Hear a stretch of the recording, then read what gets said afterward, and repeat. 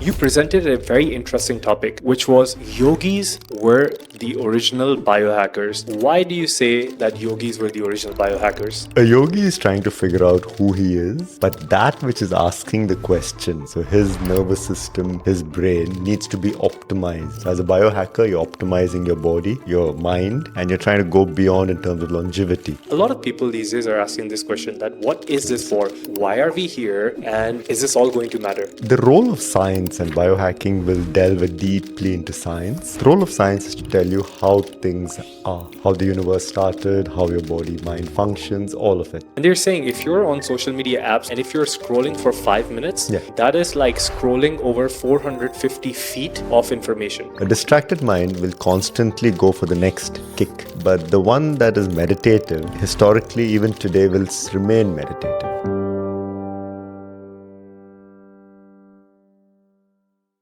Hello and welcome everybody to this special episode of the Shift with CJ podcast. There are multiple reasons why this is special today. I'll get to them in a while.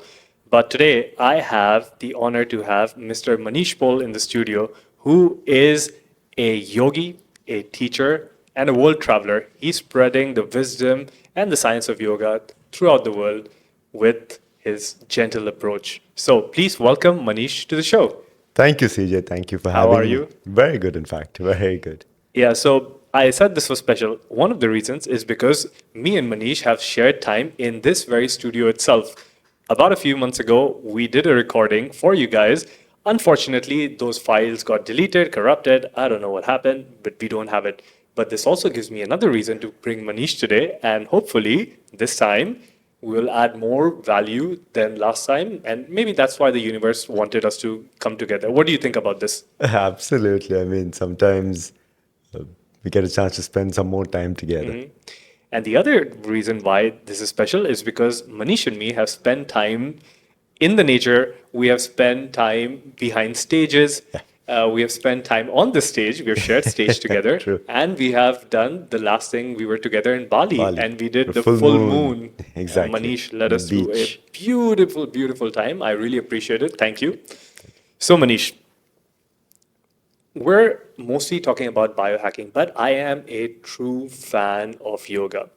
Last year, when we were around speaking at the same time, you presented a very interesting topic, which was yogis were the original biohackers. Exactly. Now, why do you say that yogis were the original biohackers? A yogi is trying to figure out who he is, but that which is asking the question, so his nervous system, his brain needs to be optimized. So to optimize your body mind to go to the depth of the question, who am I, is, in my opinion, today used as biohacking. So as a biohacker, you're optimizing your body, you're optimizing your beyond, your mind, and you're trying to go beyond in terms of longevity. These are things that yogis have been doing perennially in different formats. Their journey is to know who am I. Currently, the biohacking journey is to increase longevity. And eventually, I believe that the longevity journey will lead you to ask very deeply who I truly am. So what in me is becoming longer in lifespan and so on. Well, these days I've been having a lot of biohackers and just a lot of people these days are asking this question that what is this for? What is the end game? Why are we here? And is this all going to matter? 100%. Do you get these questions because you speak Absolutely. to hundreds of people? Absolutely. What's your opinion? What is the end game? The role of science and biohacking will delve deeply into science. The role of science is to tell you how things are, how the universe started, how your body, mind functions, all of it. Its role is not to tell you why you exist in the first place. So science can solve a lot of the misery of life, but when you're crying at night, it won't give you solace. For that, you have philosophy, you have psychology, you have religion, you have spirituality, you have something else. So the science up to a point, but there's an art to living also. So this is very important to understand the scope of each in our life. There is a place for science. There's also a place for something beyond science. And nowadays we have the third, I would say, the horseman, which is digital technology.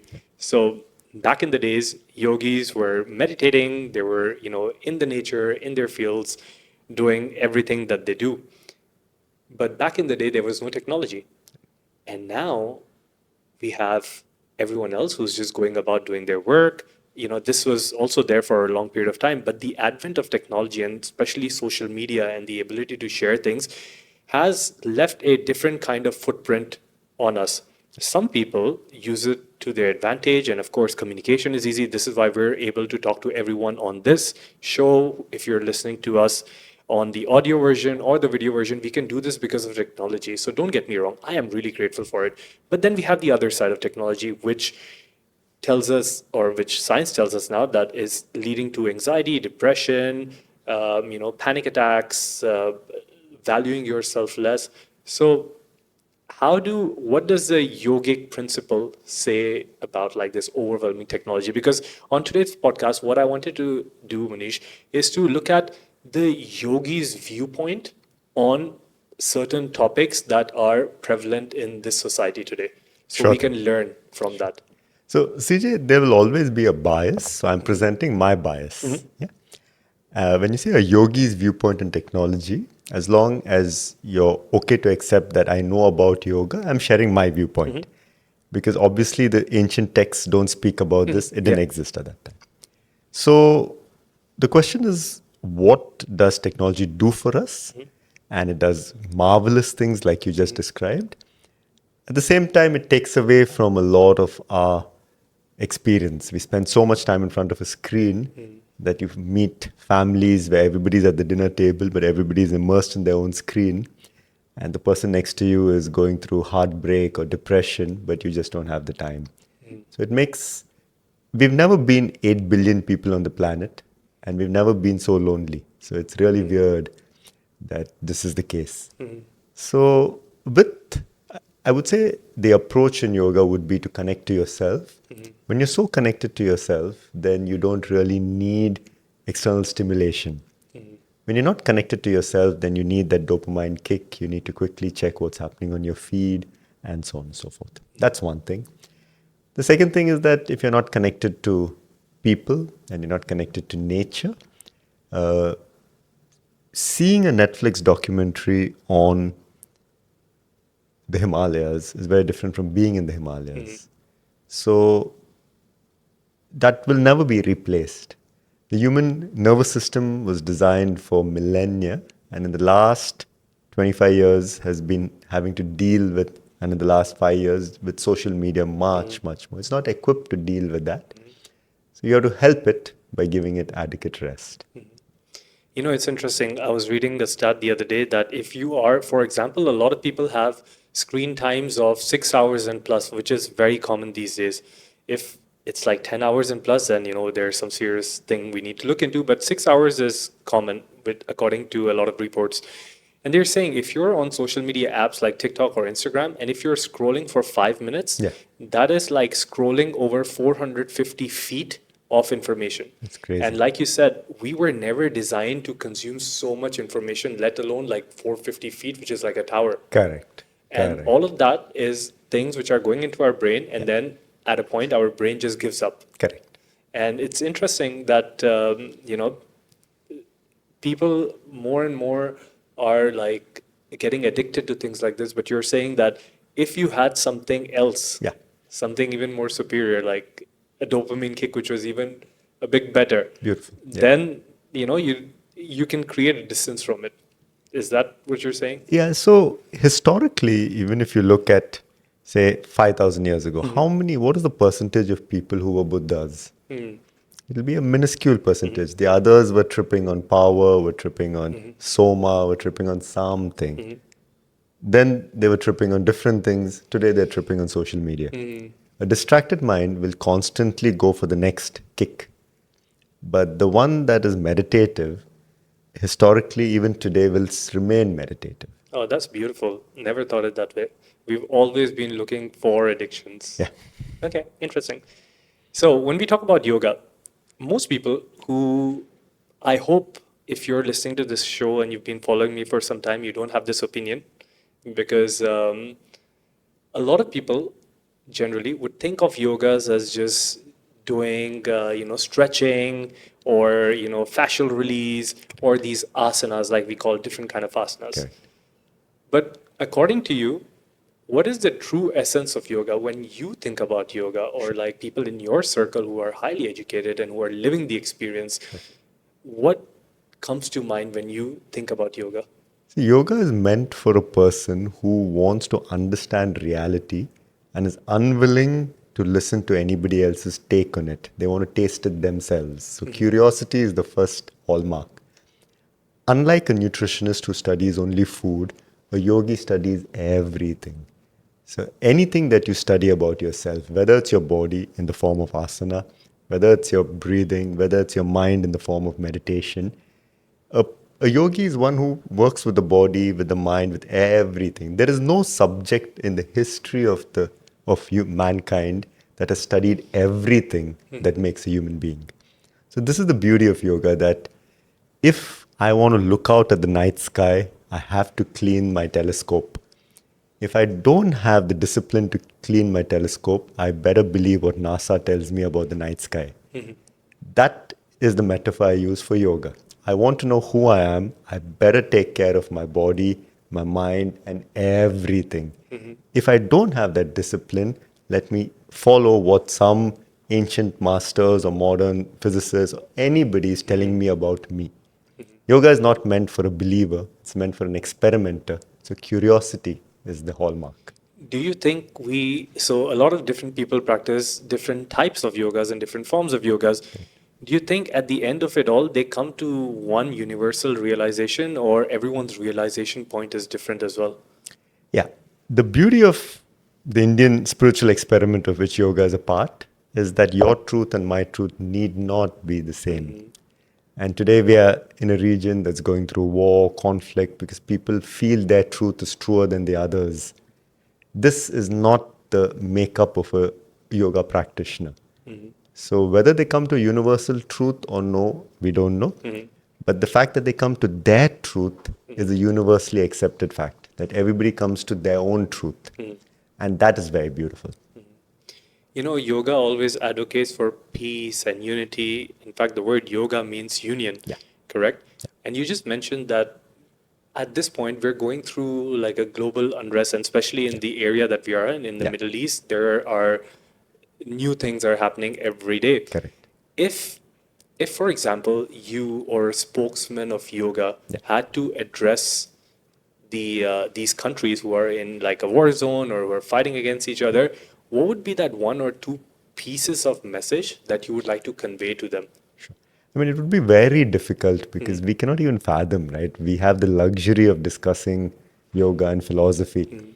If you're getting bombed right now, or if my mother's dying, I it agree. is, yeah. So the first thing would obviously be, that we hear you and we are with you. We understand that you're going through a difficult time. We pray for you. And the other thing would be to, as much as possible, when you have the opportunity to take a few slow, deep breaths and to take care of your mental health, because, you know, everything will pass. That's the best we can say.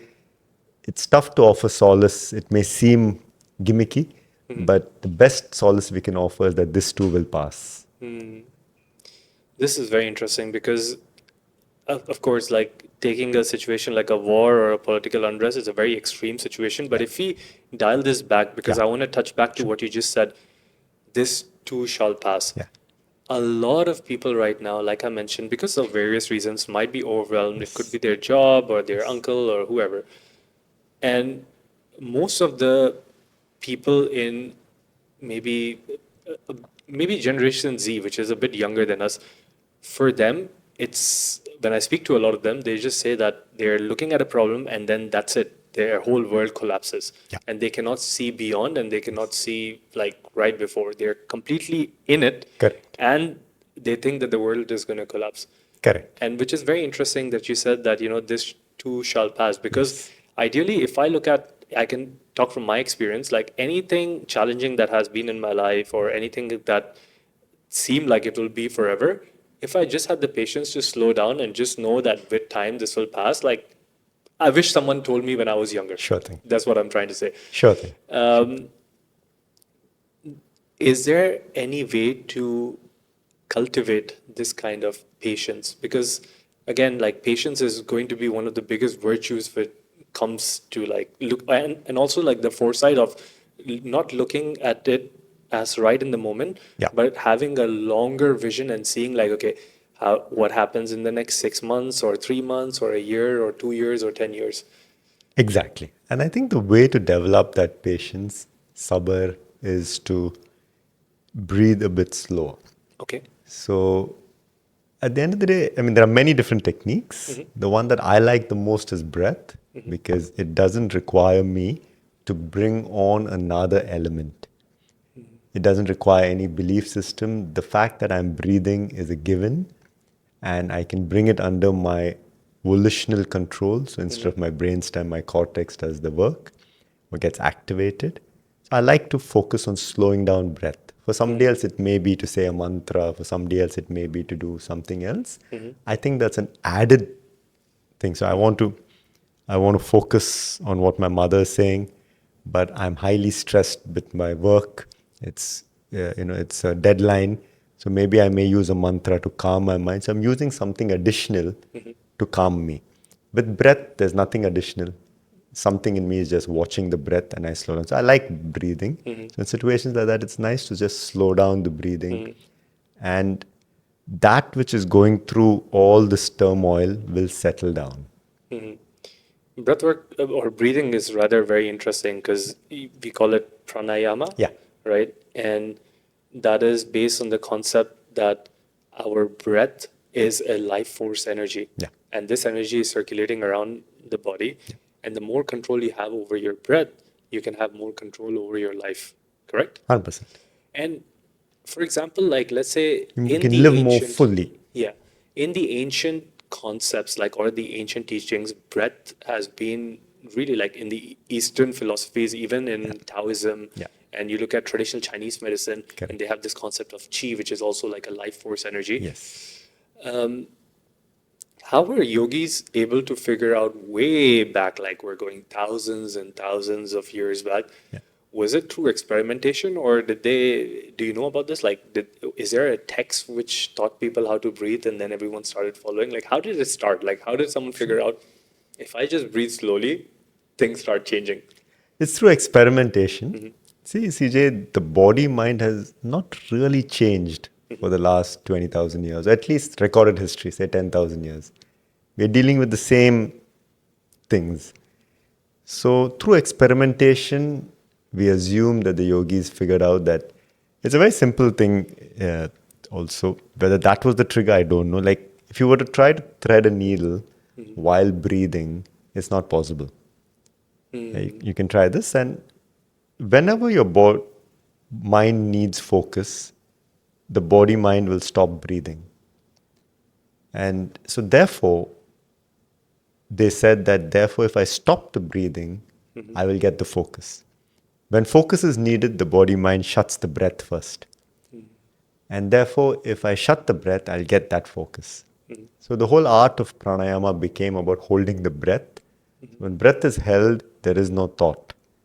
And that becomes the doorway into meditation. So through experimentation, so pranayama, we're not really interested in the oxygen or the carbon dioxide. We're interested in that which is animating life. Prana is what animates life. And when I hold the breath, the mind comes to a standstill. So that's the doorway to meditation. Have you experimented yourself or seen, or what are your thoughts on some of these very popular breathwork techniques like the Wim Hof Yeah.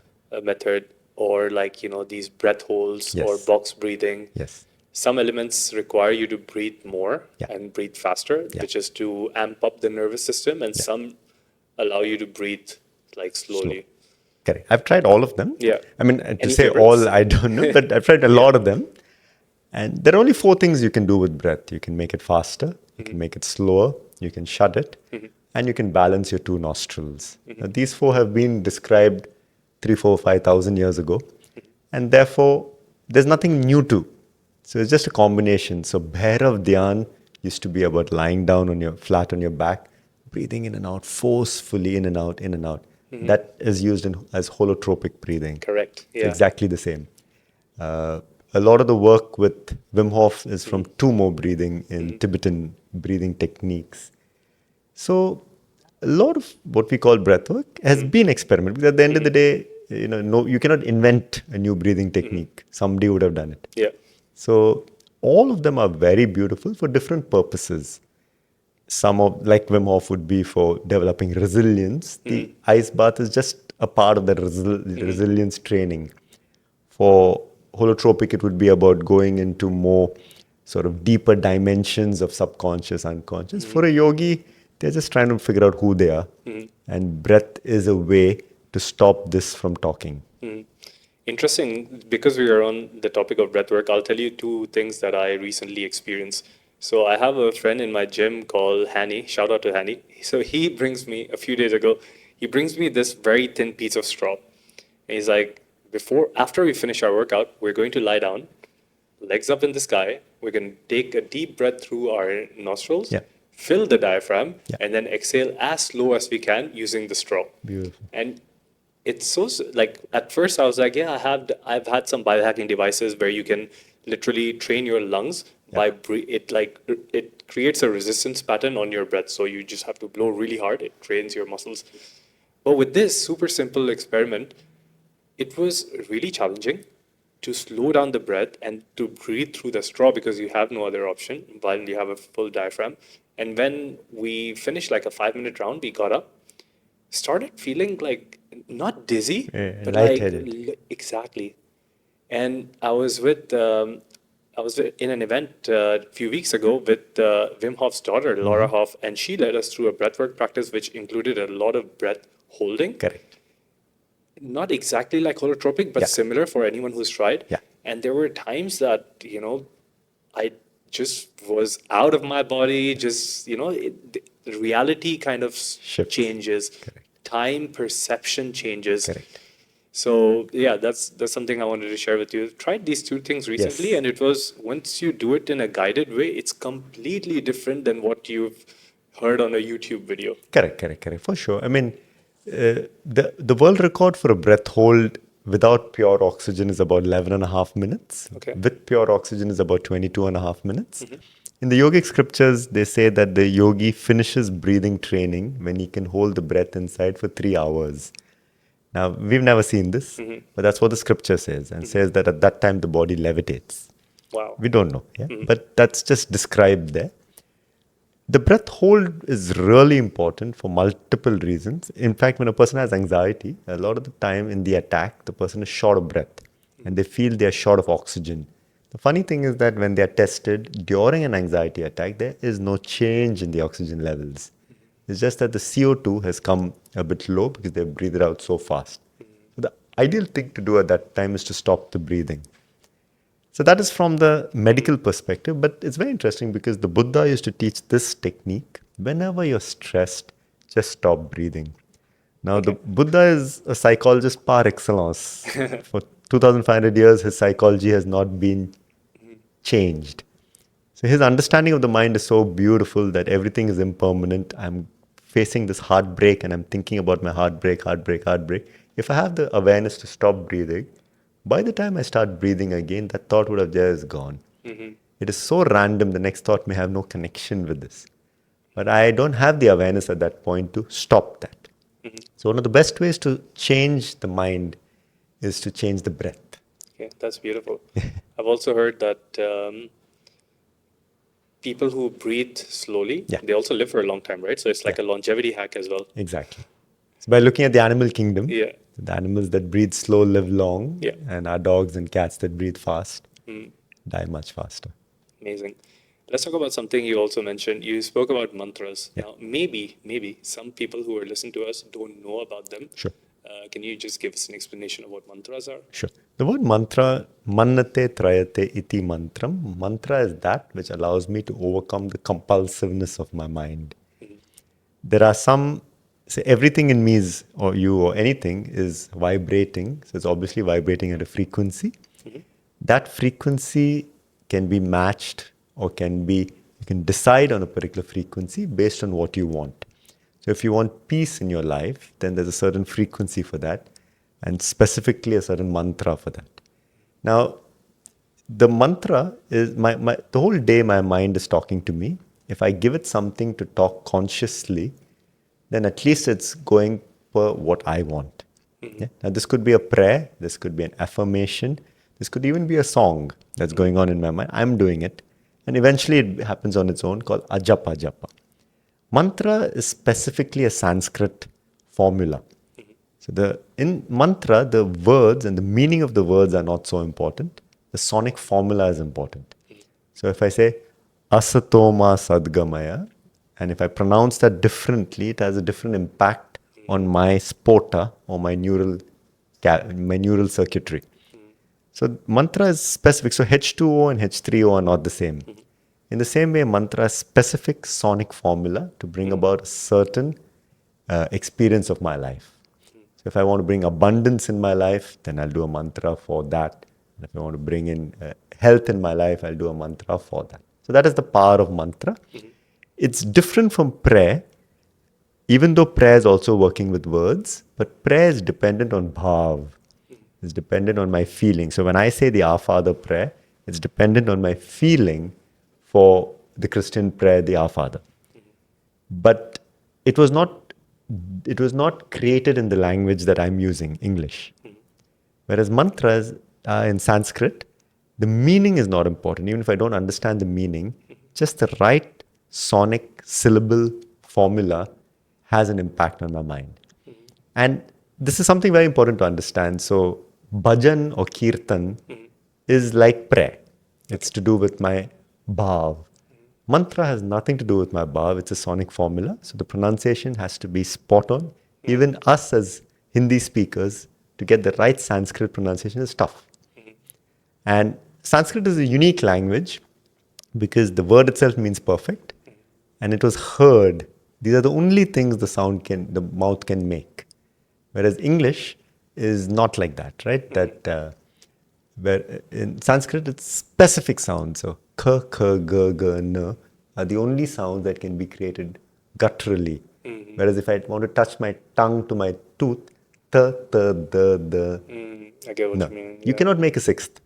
If I want to make a sound with my lips, p, p, b, b, m, you cannot make a sixth. So it was created by understanding the vocal cord. So it's perfect sonic formula. So mantra is like that. How easy is it to, so for example, if someone is someone not Indian, Yeah. okay, let's start there. Yeah. They want to do a mantra jap. Yeah. And they find one of these mantras online. Yeah. Is it important to go to someone who's learned, like a guru, to get these kind of mantras, or you could just like ask your best friend who might know how to do it, or listen to some music like songs or? So I think firstly it's very challenging to get the right pronunciation, as I think. But it doesn't matter whether it's a guru or your friend who's helping you to get the right mantra.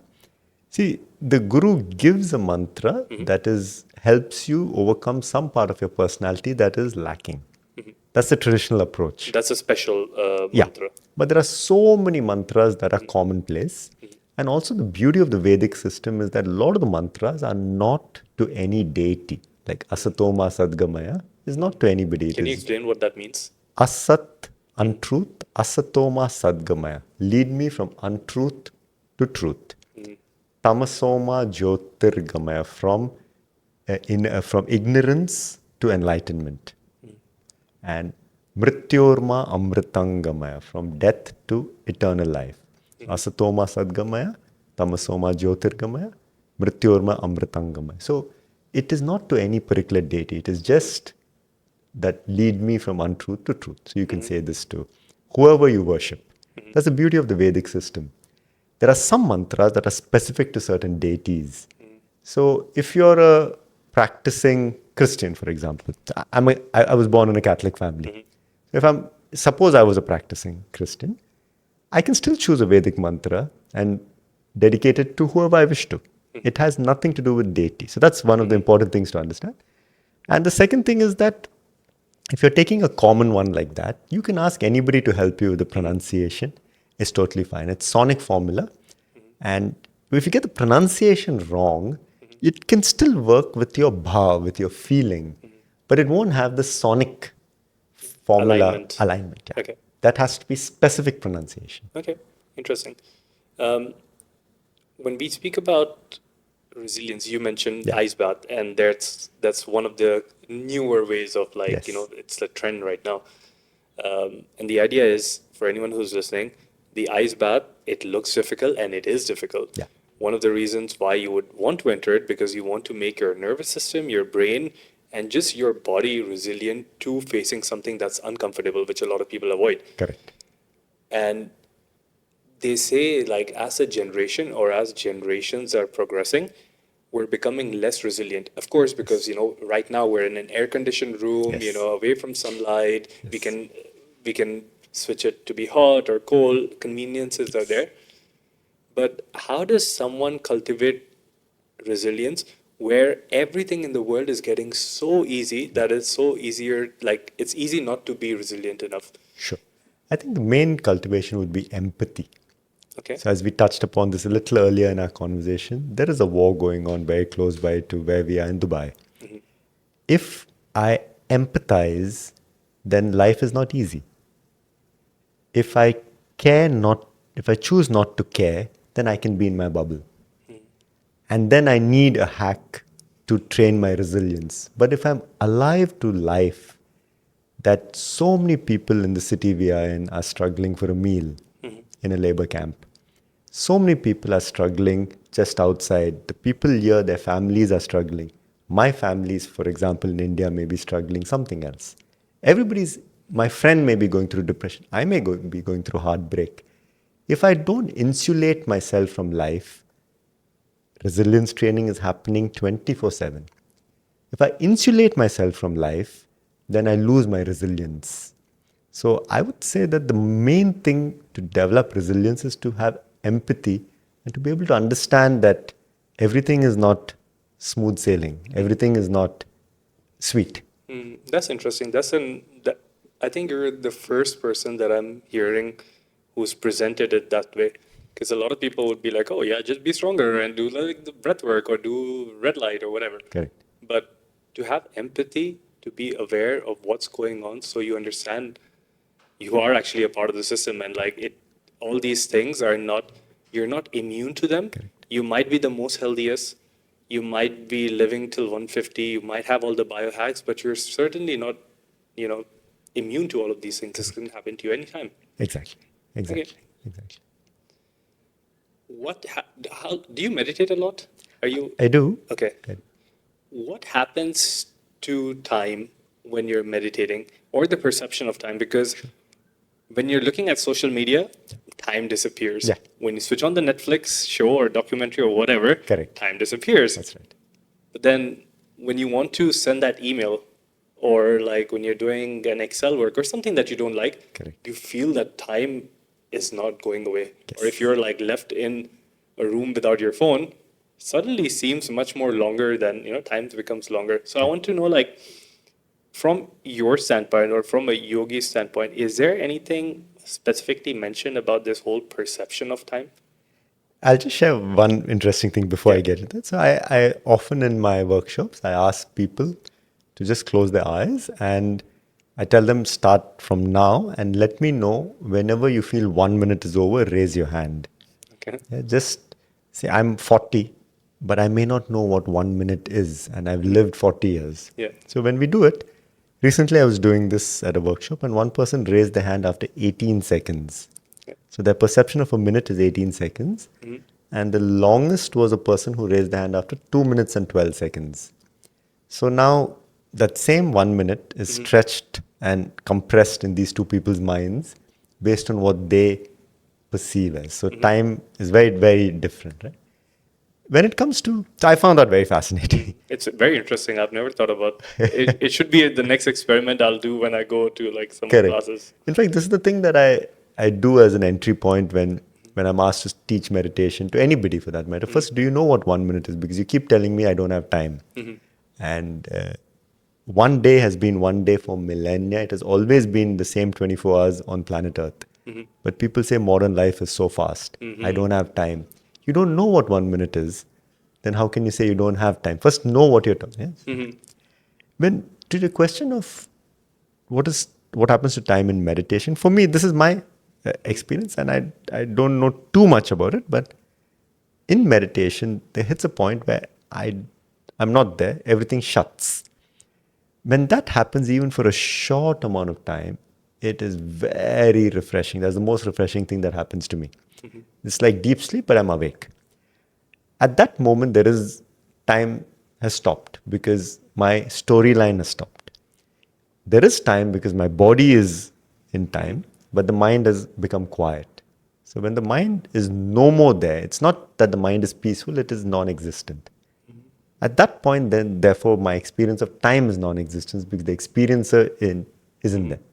So that, I don't know if that, Yeah, yeah, it gives a different approach to look at time. yeah, But you also mentioned that a lot of people say they don't have time. yeah, What do you tell people when they say, I don't have time to meditate or I don't have time to do yoga? What do you correct. tell them?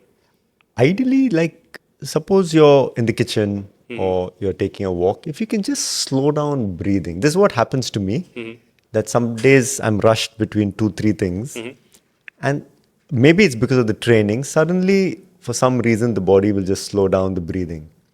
Automatically. Yeah. Okay. And suddenly I'm aware, oh, okay, I have a lot of time. It's in my mind, I was thinking, okay, I have to do this, I have to rush to the next, rush to the next. But suddenly, when it slows things down, there is always time. There's never a rush, actually. So is it more that people have to start looking at their awareness? Yeah. So, like maybe when they are cooking and, so on and so forth, or somebody is, Stop your breathing. yeah, or just slow it down. Yeah. Like, or some client is, shouting or whatever it may be. If you just slow down your breathing, a lot of the times, also with mindfulness training and meditation, you begin to know what you don't need in your day. That saves a lot of time. So if you don't know what you don't need, then you'll be doing a lot of things. So suppose you're in a meeting and you're also rushing. We sit with a lot of startups sometimes, right? So startups will be giving us the whole picture of how they change the world. And if you get very involved in that thing, your heart rate goes up, your thinking goes up. Before you know, you're tired and then when you come out of the meeting after 1 or 2 days, you realize, okay, nothing much is changing. But at that moment, if your breathing is really slow, you can actually hear what the person is saying. And then you have a sense of peace within. So you know what not to do. And that, I think, is the critical element in having time, knowing what not to do. Okay, that's interesting because a lot of the people they want to start adding more things that will buy them more times, Yeah. but like this is a unique perspective. Just look at what you don't need. Yeah. Yeah. Look at the denominator, Correct. reduce that, and then you'll have a Correct. good number. Exactly. What? You see this a lot in office politics, right? Somebody wants to prove themselves and they do so many things that has nothing to do with the work. And then they don't have time. What about attachment?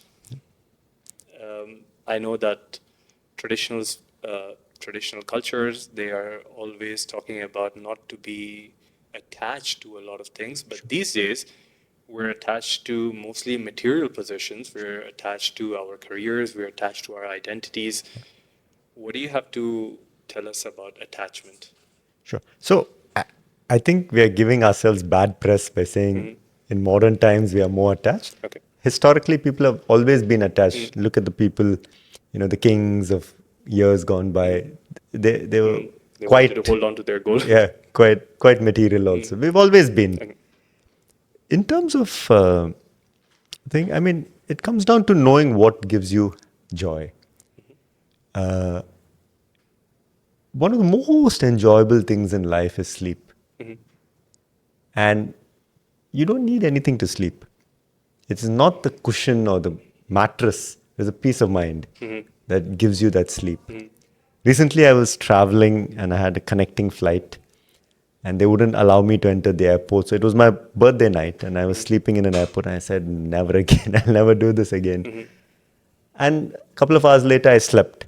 When I woke up, I was so happy that at age 43, I can be peaceful sleeping in a crowded airport. You don't need anything to be happy. That's a superpower. You have to tell us how have yogis optimized their sleep? I think this is the most exciting part that everyone would want to know. But just before I do this, Yeah. that's the whole thing that, you know, the things that genuinely give you happiness, playing with your child, watching a sunrise, you don't need too much. You think that if I get the most beautiful house, but actually what gives you joy is that sleep. You were sleeping happily on the floor. I say this, when I was poor, it's just poetry. When I was poor, I slept with my doors open. Now that I'm rich, I'm trying to protect things and I close all the doors and I wonder who was richer. Hmm. So Beautiful. you get so many things, the rest of your life you spend as a watchman for your things. And those days when you had nothing, you were more. It doesn't mean that you have to lose everything. It just means that, understand what is giving the happiness. It's not that super mattress. It is your peace of mind, your conversation with your family. Now going back to the To sleep. sleep. Tell us. For me, what I use is that, see, a lot of people say that they take a lot of time to fall asleep. Before I go to sleep, I always sit in meditation. I just sit for about 10 minutes, breathing slowly. That allows me to process everything. It happens, thing. Then when I hit the bed, I'm off in less than a minute, always. And I think that is critical. You need that little, if you don't do it, then the mind will have a lot of dreams and it'll try to process what's gone on through the day. It's doing that for me, I'm sure. But I've given it that 10 minutes before. Of course, the other things we already know, eat well in advance, dark. I always Don't use use your eye phone. patch. Don't use your phone, keep it outside. I always use an eye patch. Even though there are dark curtains, I find that makes a cocoon for me. But the fundamental thing I feel is that because I sit for 10 minutes before I sleep, a lot of the issues settle down. And I don't like the idea of sleeping when you're tired. I like the idea of being relaxed to sleep. Great. Manish, this has been a fantastic conversation. Okay. We've had tactical tips, and this is what I love when we're talking, even Yes. in our last podcast. We're giving people tactical tips on what to do and how to process things and your viewpoint on things, which I think is amazing. Are you doing anything exciting anytime soon? Yes. What's exciting for you? We're doing this experience back in Dubai, which is the last full moon of the year. It's December 14th. So we get different musicians to come and play in Kudra by the desert. The next day on December 15th, we are going into a workers' camp. If you have the time, please come. We celebrated Diwali at a workers' camp. We go back there with the best musicians to perform for the 800 workers. Wow. And we serve them a meal. And that Beautiful. was such a beautiful experience uh, to to celebrate in a way with people who have built the city, who are building the city. That's beautiful. We'll put all the details in the show notes for Yes. anyone who wants to find out. Sure. I'll also put your Instagram. Are you happy sharing your email? Yes. Yeah? Yes. Okay, perfect. So we'll put all of those things in. Manish, this is amazing. Brother, I'm always grateful to spend time with you. Thank you so much for coming, and thank you for doing all the great work that you're doing. Can I also take the moment to say I really appreciate, admire all the work you do Thank you. and the fact that you're spreading knowledge of different streams. And I look forward to spending another full moon with you someplace. Of course, we shall. And this is me, CJ, your host, signing out of the Shift with CJ podcast. Everyone who's listening, thank you so much for joining us. May you have a great week, a great year, a great lifetime. Thank you. I'll see you in the next one.